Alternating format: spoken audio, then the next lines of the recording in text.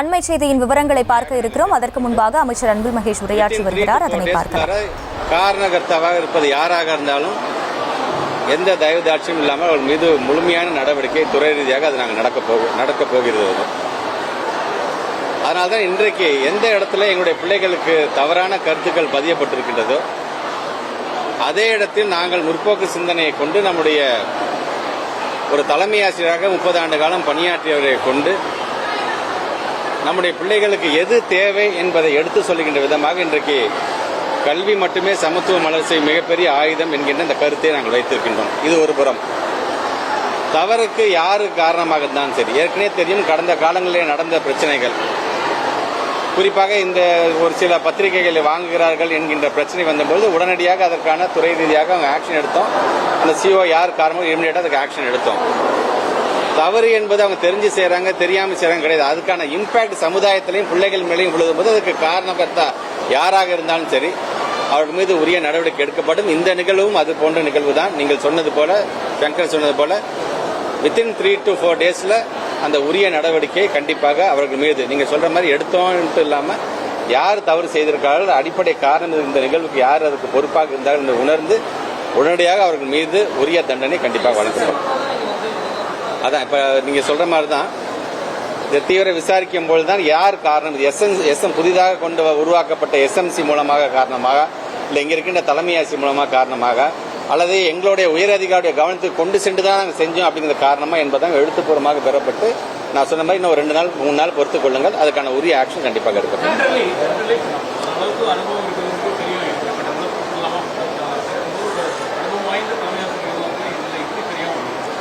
பொதுவாக நம்ம அசோக் நகர் பள்ளிக்கூடத்தை பொறுத்த வரைக்கும் பல முன்னெடுப்புகளை, பல சாதனைகளை, பல வரலாறுகளை பெற்றிருக்கின்ற ஒரு பள்ளிக்கூடம். நானே பல நிகழ்ச்சிக்கு நான் வந்திருக்கேன், நீங்களுமே வந்திருக்கிறீங்க எல்லாருமே. அதையும் தாண்டி இப்படிப்பட்ட ஒரு நிகழ்வு நடைபெற்றிருக்கிறது என்பது வேதனைக்குரியது என்பதை சொல்வதை காட்டிலும் இது கண்டிக்கக்கூடியதாக, கண்டனத்திற்குரியதாகத்தான் ஒரு அமைச்சராக நான் என்னுடைய கருத்தை பதிவு செய்கின்றேன். இது தவறு யார் செய்தாலும் சரி அதுக்கு உரிய நடவடிக்கை கண்டிப்பாக எடுக்கப்படும். ஏற்கனவே பல நேரங்கள் நம்ம சர்க்குலர் கொடுத்ததாக சரி, ஒவ்வொரு மாசமும் நடக்கின்ற சிஓஸ் மீட்டிங்லையும் வலியுறுத்தி ஒரு சர்க்குலரை நீங்க இஷ்யூ பண்ணும்போதாக இருந்தாலும் சரி, ஓரலாக இன்ஸ்ட்ரக்ஷன் கொடுக்கும்போதாக இருந்தாலும் சரி, இப்படியெல்லாம் இதெல்லாம் மனதில் வைத்துக் கொண்டு தான் கொடுக்க நம்ம இவ்வளவும் சொல்லியிருக்கோம். நாங்க அதையும் மீறி இது மாதிரியாக நடக்கும் பொழுது நீங்க சொன்ன மாதிரி இது எங்களுடைய உயரதிகாரிகளை கவனத்தை கொண்டு சென்று செய்தார்களா இல்லது அவர்களாகவே தங்களாகவே இந்த முடிவை எடுத்து செய்தார்கள் என்ற உரிய விசாரணை மேற்கொண்டு அதற்கு காரணமாக இருக்கின்ற அதிகாரிகள் யாராக இருந்தாலும் அவர்கள் மீது நடவடிக்கை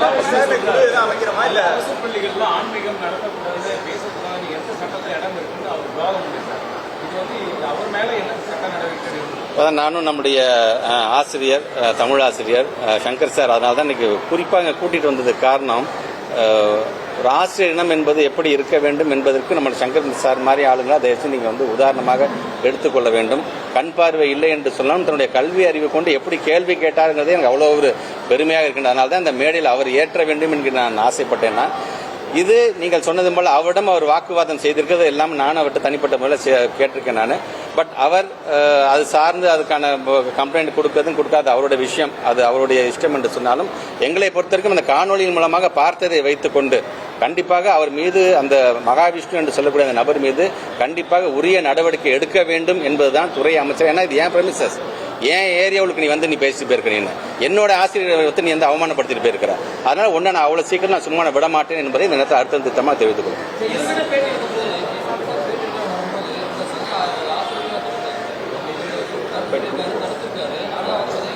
இல்லை வேணாம், அது நிர்வாக ரீதியாக ஆசிரியர் வந்து பேட்டி கொடுக்கக்கூடாது அப்படிங்கிற ஒரு விதி இருக்கு.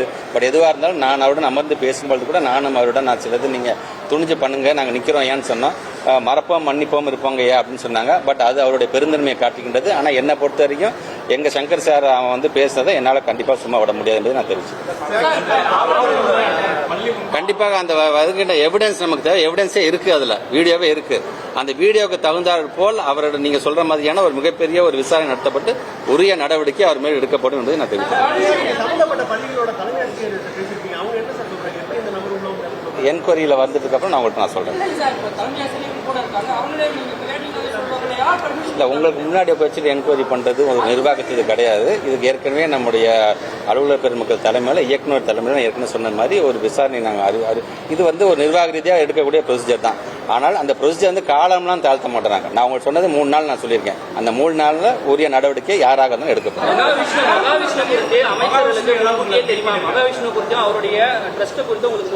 இல்ல நீங்க வந்து இந்த போட்டோ வச்சுட்டு கேட்கறீங்க. அவர் எல்லா அமைச்சரையும் பாக்குறாரு. எனக்கு விசிட்டர்ஸ் பாத்தீங்கன்னா ஒரு நாளைக்கு 100 பேர் பாக்குறேன். ஆளுக்கு வந்து போட்டோ எடுத்துட்டு போறாங்க. எதுக்காக வராங்க எதுக்காக போறாங்கன்னு நமக்கு தெரியாது. பட் இருந்தாலும் இதையெல்லாம் மனதில் வைத்துக்கொண்டு அதுக்காக அவர் வந்து போட்டோ எடுத்துட்டாங்கிறதுக்காக அனுமதி கொடுக்குறதெல்லாம் அது ஒன்றும் மிக மிக ஒரு தவறான செய்தி. திராவிட மாடல் அரசு நடத்திக்கிட்டோம். எந்த விதத்திலையுமே கொள்கையில் காம்ப்ரமைஸ் ஆகாத ஒரு இயக்கம் நாங்கள் தாங்கிறதுனால அது உங்களுக்கே நன்றாக தெரியும். ஒன்றிய அரசு கொடுக்குற பணத்திலேருந்தே நான் சொல்றேன். அவன் சொல்ற NEP கூட எங்களுக்கு கொள்கை ரீதியாக நாங்கள் காம்ப்ரமைஸ் பண்ணி அந்த பணத்தை நாங்கள் வாங்கினீங்க அவசியம் கிடையாதுங்கிற மாதிரி தான் எங்களுடைய முதலமைச்சர் எங்களை வளர்த்திருக்கிறோம். அதனால நீங்க தயவுசெய்து அதையும் இதையும் நீங்க முடிச்சு போடலாம். இந்த மாதிரியான நபர்கள் ஒரு இன்டென்ஷனோட தான் செயல்படுறாங்க அப்படின்னு பார்க்க முடியாது. அதாவது நாங்கள் எல்லா அமைச்சர்லயும் சந்திக்கிறோம் அப்படின்னு ஒரு இன்ஃபுளுன்ஸை பயன்படுத்துறது பேசக்கூடியவர்கள் அதான் நான் சொன்னேன். பேசக்கூடியவர்கள் யாராச்சும் மோட்டிவேஷனல் ஸ்பீக்கர்ஸ் நீங்க கொண்டு வரீங்க, நல்ல எண்ணத்துல கொண்டு வரீங்கன்னு ஆசிரியர் ஆசைப்படுறது தவறு கிடையாது.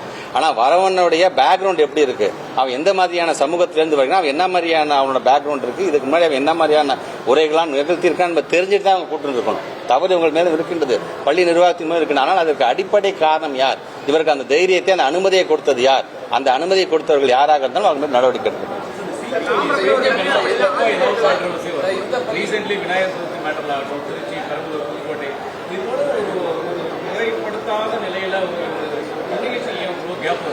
கேப்ல நீங்க சொல்ற மாதிரி அந்த விழா சம்பந்தமான 2 நாளைக்கு முன்னாடி வந்த சர்க்குலரை பொறுத்த வரைக்கும் என்விரான்மெண்ட் போர்டு ஜாயின்ட் கமிஷனர் வந்து ஒரு சுற்றறிக்கை விட்டுருக்காரு எல்லா கலெக்டருக்கும்.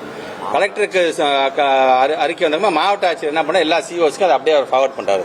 இவங்க வந்ததுக்கு அப்புறம் அதை அப்படியே எல்லாத்துக்கும் வந்து ஒரு இன்ஸ்ட்ரக்ஷன் கொடுக்குறாங்க. இது வந்து யாரு கரைக்க போறாங்களோ அவங்களுக்கு கொடுக்க வேண்டிய இன்ஸ்ட்ரக்ஷன். இதுக்கும் எங்களை பள்ளி பிள்ளைங்களுக்கு சம்பந்தமே கிடையாது. ஆனா தேவையில்லாத இந்த விஷயம்லாம் வந்து உடனடியாக அந்த என்விரான்மெண்ட் ஜாயின்ட் கமிஷன் மீது உடனே சீஃப் செக்ரட்டரி சொல்லி உடனே நீங்க ஆக்ஷன் எடுக்கணுங்க. இவர் தவறுதலான காட்டக்கூடிய அந்த வழிகாட்டுதல் மூலமாக எங்களுடைய பள்ளி பிள்ளைங்களுக்கும் இது போன்ற தவறுதலான ஒரு சர்க்குலர் வந்து எங்க CEOs வழங்குறாங்கன்னு சொல்லி அதுக்கான ஆக்ஷன் நம்ம எடுத்திருக்கோம்.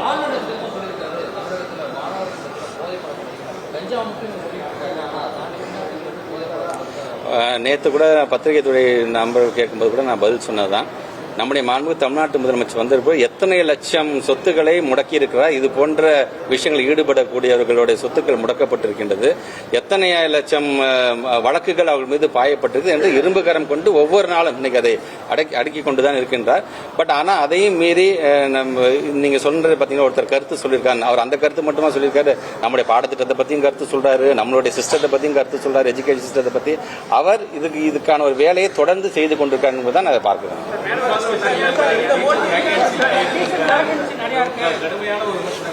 இன்ஃப்ராஸ்ட்ரக்சரை பொறுத்த வரைக்கும்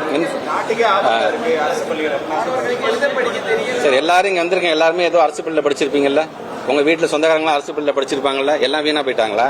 அரசு பள்ளியை குறை சொல்வது யாராக இருந்தாலும் ஒரு பள்ளிக்கல்வித்துறை அமைச்சராக கண்டிப்பாக நான் வந்து என்னுடைய கண்டனத்தை நான் கண்டிப்பாக தெரிவிச்சுக்கிறேன். இது வந்து தயவு செய்து திருப்பி சொல்றேன்.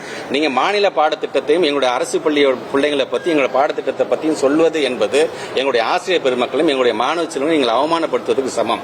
இன்னைக்கு எவ்வளவோ பேர் நீங்க வந்து ISROல இருக்கின்ற டைரக்டர்ஸ்லேருந்து சரி, மயில்சாமி ஐயாவா இருந்தாலும் சரி, இப்படி ஒவ்வொருத்தரும் பாத்தீங்கன்னா எல்லாருமே ஏன் நேற்று நான் பேசும்போது சொன்னேன் 40வது சீஃப் ஜஸ்டிஸா நான் இருக்கிறேன்னு ஒருத்தர் சொல்றாரு. இருக்கிறேன் என்று சொன்னா நானும் அரசு பள்ளியில் படித்து வந்தவன் சொல்லும்போது இதெல்லாம் எங்களுக்கான பெருமை.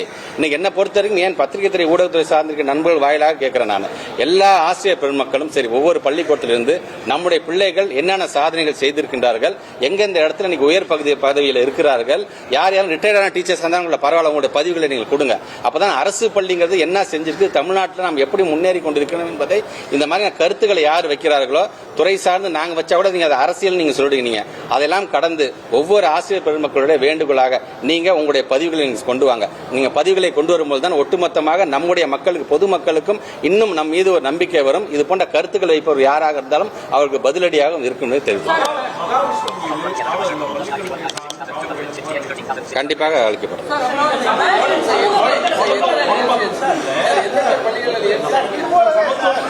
சமத்துவம் பற்றி நிறைய விஷயங்கள் எல்லாம் பேசணும். கோடம்பாக்கம் கவர்மெண்ட் ஸ்கூல்ல டீச்சர்ஸ் எல்லாருமே எக்ஸாம் ரூமுக்குள்ள போகும்போது செப்பல்லாம் வெளியில கழட்டி விட்டு உள்ள போகணும். டீச்சர்ஸ் எல்லாம் இன்னைக்கு அனுப்பியிருக்காங்க. எந்த வகையில ஆசிரியர்கள் அடக்குமுறை பண்றாங்க, நான் பாக்குறேன், அனுமதிக்கிறது எப்படி ஏத்துக்கிறாங்க நான் செக் பண்ணேன். இப்ப நீங்க சொல்றதுனால தெரியல, நான் விசாரிச்சு தான் முடியும். பென்ஷன் கொடுத்ததா சொல்லப்படுது. இல்லைங்க அது மாதிரிலாம் இல்லைங்க. அவர் வந்து போட்டோ எடுத்தாரு, கொடுத்துருக்காரு, பார்த்தேன். நான் அந்த போட்டோ வச்சு தான் அவர் கேள்வியும் கேட்டார். அதுக்கு நான் பதில் சொல்லிட்டேன். நான் என்ன மட்டும் இல்லை, பல அமைச்சர்களை பல அமைச்சர்களை பார்க்கிறாரு. அதில் வள்ளலார் சம்பந்தமான பாட புத்தகத்தை கொண்டு, வள்ளலார் ஒன்றும் கெட்டவர்களாம் கிடையாது, இந்த மாதிரிலாம் வரும்னு சொல்லியிருக்காங்க. தவிர அது அப்படியே நம்ம வாங்கி நம்ம துறை ரீதியாக கொடுத்துருவோமே தவிர, துறை எங்களுக்கு என்ன அறிவுரை சொல்லுது, எங்களுடைய அலுவலர்கள் SCRT சார்ந்திருக்கின்றவர்கள் கண்டென்ட்டை பேஸ் பண்ணி தான் அதெல்லாம் கொண்டு வர முடியுமா? இதுக்கும் அதற்கும் சம்பந்தம் இல்லை.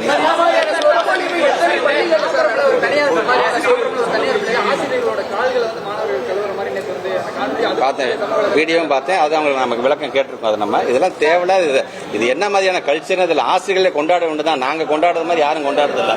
ஆசிரியர் தினமாக இருந்தாலும் சரி, ஒவ்வொரு முறையும் ஒவ்வொரு பள்ளிக்கூடத்துக்கும் போகும்போது துறையினுடைய அமைச்சராக நானே வந்து ஒரு தலைமை ஆசிரியர் இருக்கையில் நான் அமர மாட்டேன். ஏன் டீச்சர்ஸோட சேர்ல கூட நான் உட்கார மாட்டேன். ஸ்டூடெண்ட்ஸில் உட்காந்து எல்லாத்துக்குமே தெரிஞ்சதான். ஆனால் இது என்ன மாதிரியான கல்ச்சர், இதில் போய் அவங்களுடைய பாதத்தை கழுவுறதெல்லாம் வன்மையாக கண்டிக்கக்கூடியது.